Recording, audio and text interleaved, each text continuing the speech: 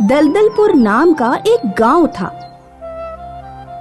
गांव में दो पड़ोसी रहते थे, श्यामलाल और रामलाल। दोनों में 36 का आंकड़ा था। सुबह शाम दोनों मियाँ बीबी की तरह झगड़ते, क्योंकि दोनों ही बिना शादी के थे। रामलाल जो करता, श्यामलाल उसके उल्टा करता, और श्यामलाल जो करता, रामलाल उसके उल्टा ही करता। रामलाल ने शेर पाला तो श्यामलाल गुस्सा हो गया।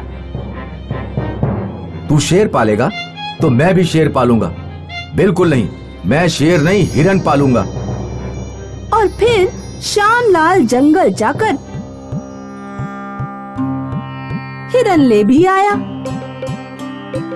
एक दिन श्यामलाल की हिरन घूमते घूमते रामलाल के घर चली गई और शेर को देखकर जंगल भाग गई। हिरन के पीछे पीछे शेर भी जंगल भाग गया और जो होना था वही हुआ।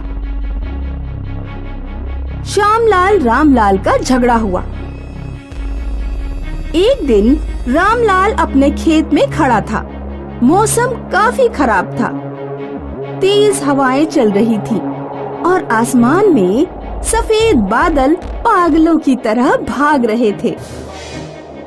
बाप रे बाप, बहुत ठंड है आज। अचानक आसमान से एक बादल नीचे गिरने लगा और गिरते गिरते रामलाल पर गिर गया। रामलाल बादल के नीचे दब गया। वाह रे भगवान, भगवान जब देता है छप्पर फाड़ कर देता है। लेकिन आज पता चला भगवान मूड में हो तो बादल भी फाड़ कर देता है। बड़ा मुलायम बादल है, ठंड भी काफी ज्यादा है। इसका बिछौना बनाकर सो जाता हूँ। रामलाल ने बादल को गद्दे की तरह फोल्ड किया और घर चला आया। रात होते ही उसने पलंग का गद्दा उठाकर फेंक दिया और बादल डालकर बादल पर सो गया। इधर श्यामलाल भी ठंड से परेशान घर में बैठा सोच रहा था। मैं अपने घर में हूँ और रामलाल अपने घर में। ये तो सेम टू सेम गलत बात हुई। मुझे उल्टा करना चाहिए, रामलाल के घर जाकर सोना चाहिए। श्यामलाल रामलाल के घर के सामने आया और उसने बेल बजाई। रामलाल ने दरवाजा खोला और श्यामलाल को देखकर गुस्सा हो गया। क्या है, तुम अपने घर में सो रहे हो, इसीलिए मैं अपने घर में नहीं सो सकता। मुझे तुम्हारे घर में सोना है। ये सुनकर रामलाल परेशान होकर सोचने लगा। अगर ये मेरे साथ सोएगा तो बादल देख लेगा, और बादल देख लेगा तो जरूर उंगली करेगा। लगता है इसे भगाना पड़ेगा। फिर रामलाल श्यामलाल से बोला, मैं सो रहा हूँ तो तुम उल्टा करो। तुम रात भर ठंड में खड़े रहो। ऐसा कहकर अपने बेडरूम में आकर बादल पर सो गया। हाय, क्या मुलायम बादल है, मस्त नींद आएगी। रामलाल तो सो गया और इधर श्यामलाल परेशान होकर सोचने लगा। ये मुझे घर में घुसने नहीं दे रहा। मतलब इसके घर में जरूर कुछ ऐसा है जो ये मुझे नहीं दिखाना चाहता। मैं भी इसी का पड़ोसी हूँ, पता लगाकर ही रहूंगा इसके घर में क्या है।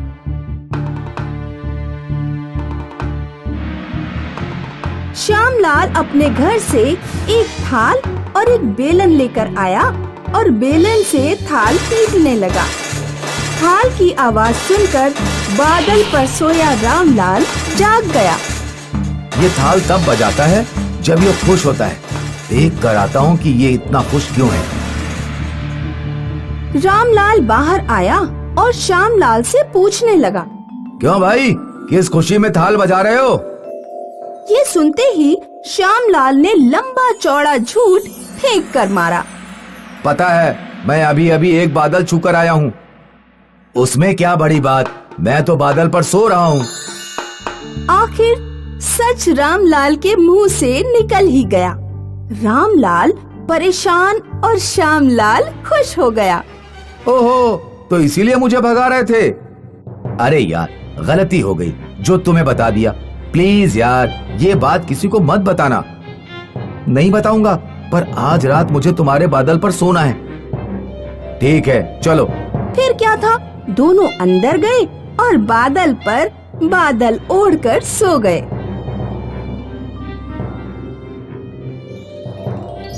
सुबह हुई और श्यामलाल अपने घर आकर सोचने लगा। मैं रोज जमीन पर सोऊं और ये बादल पर, ऐसे कैसे? बादल को भगाना पड़ेगा। तभी उसे एक आइडिया आया। उसने हवामान विभाग वालों को फोन किया और उन्हें बादल के बारे में बता दिया। फिर क्या था, दोपहर को हवामान विभाग वाले आए और बादल लेकर चले गए। ये देखकर श्यामलाल उछलते हुए रामलाल के घर गया। रामलाल भाई, बहुत बुरा हुआ, वो लोग बादल का बिछौना ले गए। अब तुम सोओगे कहाँ? रामलाल समझ गया कि श्यामलाल ढोंग कर रहा है और हवामान विभाग वालों को खबर देने वाला भी यही है। लेकिन रामलाल भी कुछ कम नहीं था। भाई रो मत, वो लोग बड़े दयालु थे। बादल का बिछौना ले गए, लेकिन जाते जाते नया बिछौना छोड़ गए। चलो तुम्हें दिखाता हूँ।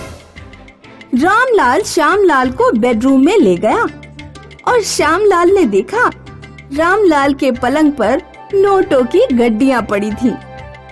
2000 के नोट ही नोट थे। बेचारे बादल ले गए और जाते जाते मेरे लिए नोटों का बिछौना बना गए।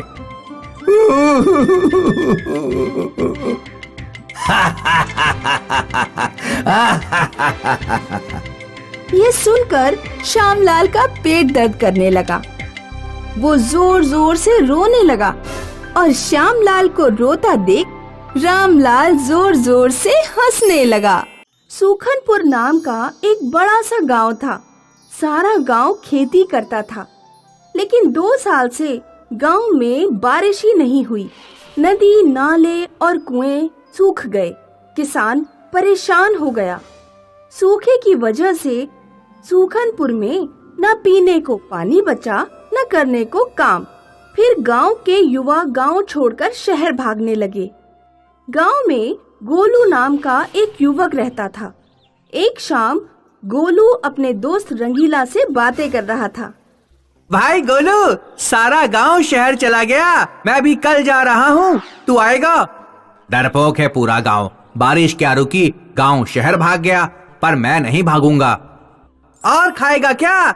बरसात के साथ साथ खेती का काम भी रुका है। और तेरे तेवर तो ऐसे हैं जैसे तेरे घर बादलों का कारखाना है। बादलों का कारखाना आइडिया बुरा नहीं है। फिर क्या था, गोलू ने बादलों का कारखाना खोलने की ठान ली। गोलू सूखे खेतों में जाकर बादलों का ऑब्जर्वेशन करने लगा। आसमान में खाली बादल इधर उधर भाग रहे थे। ये देखकर गोलू सोचने लगा, अगर ये बादल इधर उधर भाग सकते हैं तो इन्हें खींचा भी तो जा सकता है। फिर क्या था, गोलू एक लंबी हुक वाली रस्सी लेकर बाइक पर बैठ गया और धरणपुर गांव की तरफ निकला। धरणपुर गांव में सबसे ज्यादा बरसात होती थी। गोलू धरणपुर के एक सुनसान खेत में पहुंचा। गोलू ने आसमान में देखा तो बरसात से भरे बादल ही बादल थे। अब मैं इस हुक वाली रस्सी के जरिए ये बादल खींचकर अपने गांव ले जाऊंगा। गोलू ने रस्सी गोल गोल घुमाई और फिर ताकत से बादलों की तरफ फेंकी। रस्सी जमीन से ऊपर उठी और हवा को चीरते हुए हुक बादलों में जा अटका। चलो बादल, मेरे साथ मेरे गांव चलो। गोलू ने रस्सी बाइक के पीछे अटका दी। जैसे जैसे गोलू आगे बढ़ने लगा, रस्सी में बंधा बादल उसके पीछे पीछे आने लगा।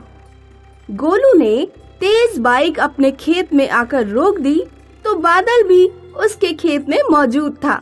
गोलू ने बाइक से रस्सी खोली और खेत में एक खम्बे को बांध दी ताकि बादल भाग न जाए। ये हुई ना बात, कारखाने में पहला बादल हाजिर है। फिर क्या था, गोलू रोज बाइक को लेकर धरणपुर गांव जाता, रस्सी में बादल अटकाकर रस्सी बाइक से बांध देता और बाइक से बादल खींचते हुए अपने खेत में लाकर खम्बे से बांध देता। इस प्रकार धरणपुर गांव के सारे बरसाती बादल गोलू ने अपने खेत के खम्भे से बांध दिए और बादलों का कारखाना तैयार हो गया। फिर गोलू गांव के मुखिया के पास गया। मुखिया और कुछ लोग पंडित जी के साथ बैठकर बरसात का हल निकाल रहे थे। महायज्ञ करना होगा, देवताओं को प्रसन्न करना होगा, बहुत सारा खर्चा करना होगा, तब कहीं जाकर बरसात होगी। पंडित की बात सुनकर गोलू बोला, यज्ञ करने की कोई जरूरत नहीं, खर्चा भी नहीं करना पड़ेगा, मैं बारिश करवा सकता हूँ, बस मेरी एक शर्त है। गोलू की बात सुनकर पंडित बोला, ये मूर्ख बच्चा गांव में क्या कर रहा है? शहर नहीं गया? गोलू, तुम रंगीला के साथ शहर क्यों नहीं गए? यहाँ बड़े बुजुर्ग बैठे हैं, तुम शहर जाओ। मैं शहर नहीं जाऊंगा, बल्कि जो शहर भागे हैं उन्हें वापस गांव लाऊंगा, क्योंकि मेरे पास बादलों का कारखाना है, मैं बरसात करवा सकता हूँ। गोलू की बात सुनकर मुखिया के साथ साथ सारे लोग चकित हो गए। कहाँ है कारखाना? चलो मेरे साथ। गोलू मुखिया और बाकी लोगों को लेकर अपने खेत आया और खेत आते ही मुखिया बोला, कहाँ है बादलों का कारखाना? ऊपर आसमान में देखो। लोगों ने आसमान में देखा तो आसमान में ढेर सारे बरसाती बादल तैर रहे थे, जो रस्सी के जरिए खम्भे से बंधे हुए थे। इतने सारे बादल, इतनी सारी रस्सियां, ये सब क्या है गोलू? आप आम खाओ, गुठली ना गिनो, बोलो बरसात चाहते हो? ये कैसा सवाल हुआ? बिल्कुल चाहते हैं। मैं बरसात करवा सकता हूँ, पर मेरी एक शर्त है। क्या शर्त है? अगर मैंने बरसात कर दिखाई तो आपको मेरी शादी अपनी बेटी से करनी होगी। गोलू की शर्त सुनकर मुखिया के साथ साथ सारा गांव हैरान रह गया, लेकिन मुखिया भी भला आदमी था। ठीक है, पहले बरसात फिर शादी। मैं तैयार हूँ। आप सब लोग खम्बे से एक रस्सी खोलो और बादलों को अपने अपने खेत में ले जाओ। लोग खम्बे की रस्सी खोलकर बादलों को खींचते हुए अपने खेत में ले गए। सारे बादल खेत पहुँचे तो गोलू चिल्लाया, अब जोर जोर से रस्सी को झटक दो और बादल हिलाओ। लोग रस्सी को झटके देकर बादल हिलाने लगे तो चमत्कार हो गया। बरसाती बादल फटने लगे और तेज बरसात होने लगी। बरसात होते देख सारा गांव खुश हो गया। बरसात में नाचने लगा, गाने लगा। मुखिया ने तेज बरसात में अपना दामाद बनाने का वादा किया। फिर क्या था, सारा गांव गोलू को कंधे पर उठाकर बरसात में नाचने लगा। इस प्रकार गोलू की वजह से सूखनपुर को पानी मिला और गोलू को मिली सूखनपुर के मुखिया की बेटी।